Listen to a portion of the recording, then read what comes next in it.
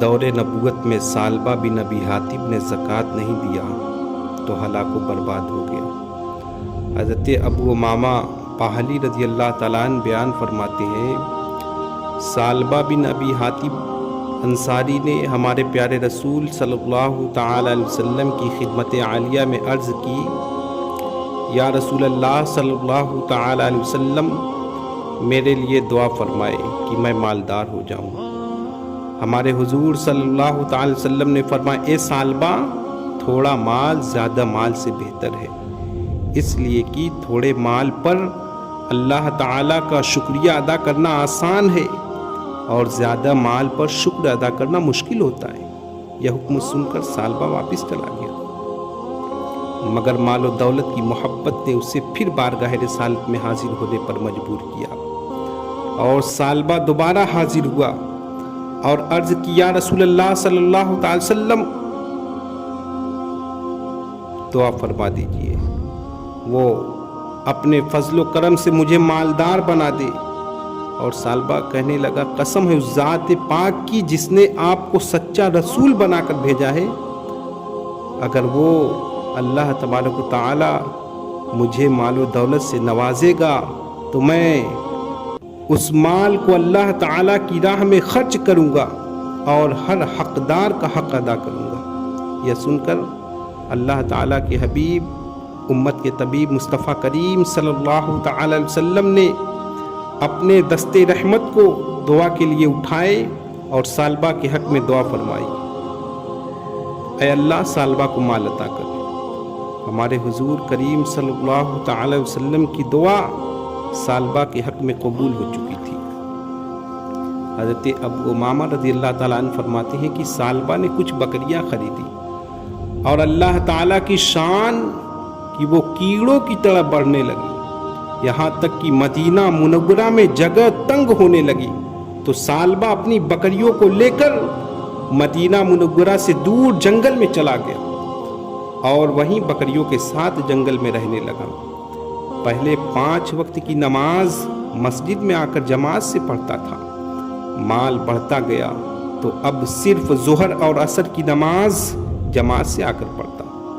اور مال بڑھا، دنیا نے سالبہ کو چاروں طرف سے گھیر لیا تو 5 وقت کی نماز جماعت سے نہیں پڑھتا، وہ چھوڑنے لگا۔ اب نماز جماعت تو چھوٹی ہی تھی، اب ایسا وقت آ گیا کہ نماز جمعہ کے لیے بھی مسجد میں حاضر نہیں ہوتا۔ مال و زر کی محبت نے سالبہ کو مسجد اور نماز باجماعت سے دور کیا، حتیٰ کہ جمعہ بھی چھوٹ گیا۔ رسول اللہ صلی اللہ علیہ وسلم نے جب یہ دیکھا کہ سالبہ نماز باجماعت کے لیے مسجد میں حاضر نہیں ہوتا اور جمعہ بھی چھوڑ دیا ہے، تو سرکار صلی اللہ علیہ وسلم نے صحابہ کرام علیہم الرضوان سے دریافت فرمایا کہ سالبہ بن حاتب کا کیا حال ہے؟ تو صحابہ کرام علیہم الرضوان نے عرض کیا، یا رسول اللہ صلی اللہ علیہ وسلم، سالبہ بن ابی حاتب کا مال اس قدر بڑھ گیا ہے کہ مدینہ منورہ میں رہنے کی جگہ کم پڑ گئی ہے، اس لیے وہ مدینہ منورہ سے دور جنگل میں چلا گیا ہے۔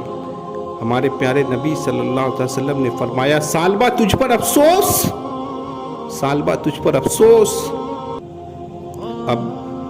ایک دن وہ بھی آتا ہے کہ رسول اللہ صلی اللہ علیہ وسلم نے اپنے نائبین صحابہ کو مالداروں کے پاس زکوٰۃ وصول کرنے کے لیے روانہ فرمایا۔ آپ صلی اللہ علیہ وسلم کے قائم کی ہوئی عاملین بیرونی علاقوں کے عمراء اور مالداروں کے پاس پہنچے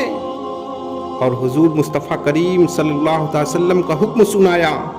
تو ان مالداروں اور امیروں نے اپنے مال کی زکوٰۃ صدقات کو مدینہ شریف میں سرکار صلی اللہ تعالی علیہ وسلم کے پاس روانہ فرمایا۔ لیکن زکوٰۃ کے وصول کرنے والے نائبین مصطفیٰ صلی اللہ علیہ وسلم جب سالبہ بن حاتب کے پاس گئے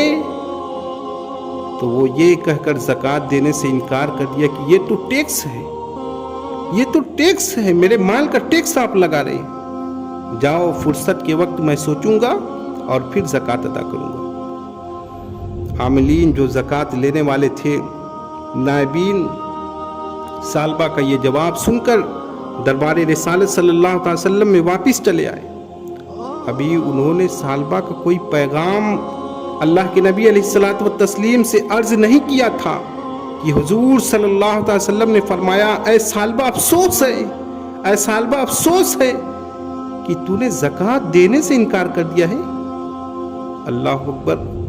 اور جب عاملین نے سالبہ کا یہ جواب بارگاہ نبوت میں پیش کیا تو سرکار صلی اللہ علیہ وسلم نے بہت افسوس ظاہر کیا۔ اسی وقت اللہ تعالیٰ نے سالبہ کے حق میں آیت نازل فرمائی، اور سالبہ کو جب یہ معلوم ہوا کہ اس کی مذمت میں اللہ تعالیٰ نے ناراض ہو کر آیات کو نازل فرمایا ہے تو سالبہ گھبرایا اور کہنے لگا کہ لوگ مجھے بخیل اور کنجوس کہیں گے، میری بدنامی ہوگی۔ اب بدنامی کے ڈر سے زکوٰۃ کا حساب لگایا اور زکوٰۃ کا مال لے کر حضور صلی اللہ علیہ وسلم کی خدمت میں حاضر ہوا اور عرض کی، یا رسول اللہ صلی اللہ علیہ وسلم، میں اپنی زکوٰۃ لے کر حاضر ہوا ہوں، میری زکوٰۃ کو قبول فرما لیجیے۔ تو ہمارے پیارے نبی صلی اللہ علیہ وسلم نے فرمایا، اے سالبہ اپنی زکوٰۃ واپس لے جا، اپنی زکوٰۃ لے جا، اس لیے کہ اللہ تعالیٰ نے تیری زکوٰۃ قبول کرنے سے منع فرمایا ہے۔ یہ جواب سن کر سالبہ واپس لوٹ گیا اور اپنے سر پر مٹی ڈالتا۔ ہمارے سرکار صلی اللہ علیہ وسلم کا جب وصال ہو گیا اور اب جو دور آیا، دور صدیق اکبر، یعنی جب حضرت ابو بکر صدیق رضی اللہ تعالیٰ عنہ خلیفہ ہوئے تو سالبہ موقع غنیمت جانا اور زکوٰۃ کا مال لے کر حضرت ابو بکر صدیق رضی اللہ تعالیٰ عنہ کی خدمت میں حاضر ہوا۔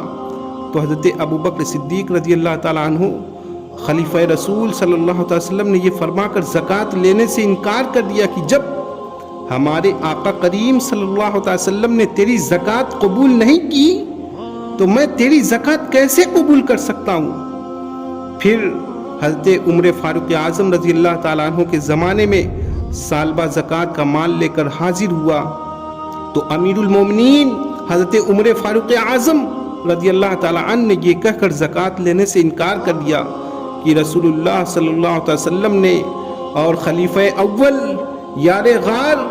حضرت ابو بکر صدیق رضی اللہ تعالیٰ عنہ نے تیری زکوٰۃ قبول نہیں کی تو میں تیری زکوٰۃ کیسے قبول کر سکتا ہوں، یہ فرما کر زکوٰۃ لینے سے انکار کر دیا۔ پھر سالبہ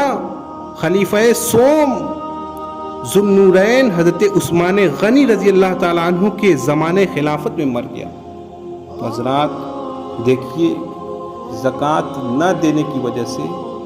زکوٰۃ کا انکار کر دینے کی وجہ سے سالبہ ہلاک ہو گیا۔ تو آپ بھی صحیح طریقے سے زکوٰۃ نکالیں، کہیں ایسا نہ ہو کہ آپ کا حال بھی سالبہ جیسا ہو جائے۔